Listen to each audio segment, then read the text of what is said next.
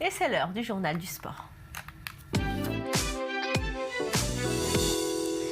Bonjour Samuel Calvo. Bonjour. Alors on va commencer par le tirage au sort des huitièmes de finale de Ligue des Champions et le Paris Saint-Germain a du souci à se faire.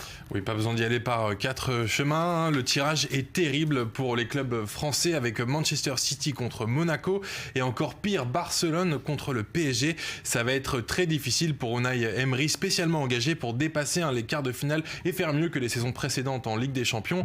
Les autres affiches seront Bayern de Munich Arsenal, Real Madrid Naples, Benfica Borussia Dortmund, FC Porto Juventus de Turin, Bayer Leverkusen Atlético de Madrid et FC Séville Leicester.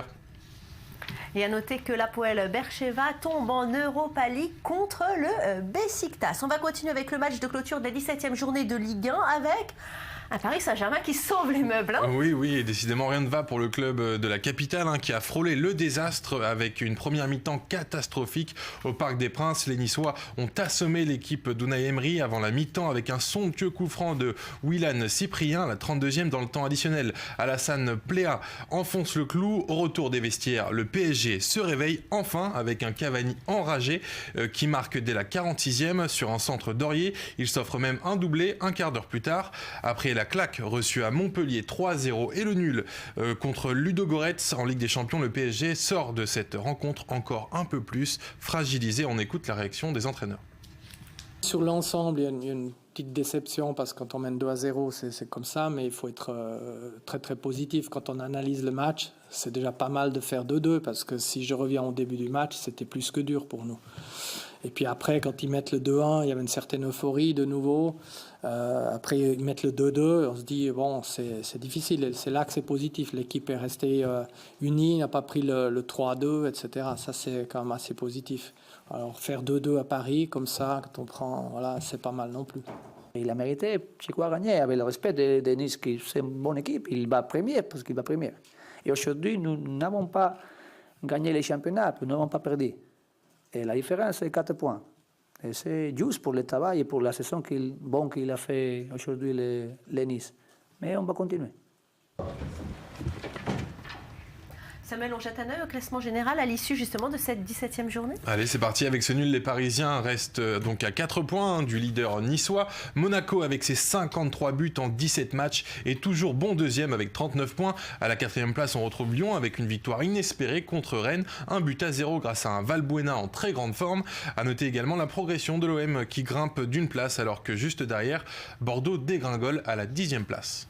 Et on va continuer avec du football, mais direction l'Allemagne avec la fin de la 14e journée de Bundesliga. Que s'est-il passé ? Oui, alors on va commencer avec la première défaite de cette saison pour Leipzig, le phénomène du championnat allemand. Ils se sont imposés face à Ingolstadt par un but de la tête du Brésilien Roger à la réception d'un coup franc de Jung à la 12e minute. Une rencontre qui a failli mal tourner, on voit sur ces images.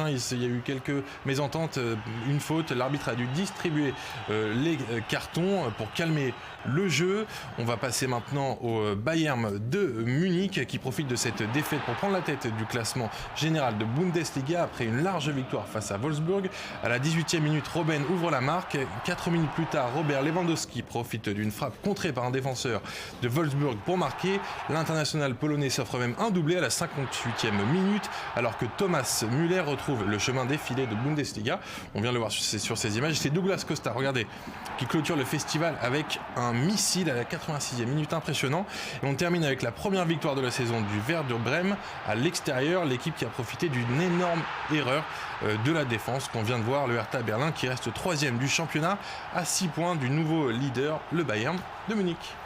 Et direction l'Angleterre maintenant avec Manchester United qui enfin se réveille. Oui, c'est ça, enfin, une première victoire des Red Devils à domicile depuis le 24 septembre. Un timide exploit quand même, avec un seul but du milieu arménien Henrik Mkhitaryan. La nouvelle recrue de l'été inscrit son premier but en Première Ligue. L'ancien joueur du Dortmund qui est malheureusement sorti sur civière à la 84e minute après un terrible tacle de Danny Rose.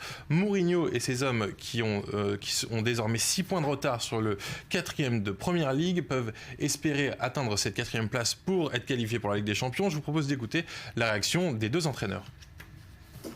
To be honest,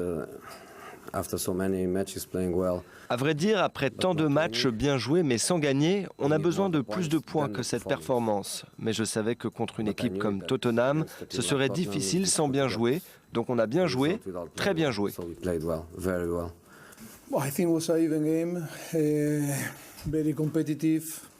Je pense que c'était un match équitable, très compétitif. Je suis un peu déçu, pas déçu du résultat, pas déçu de notre performance. On peut faire mieux, mais on a joué.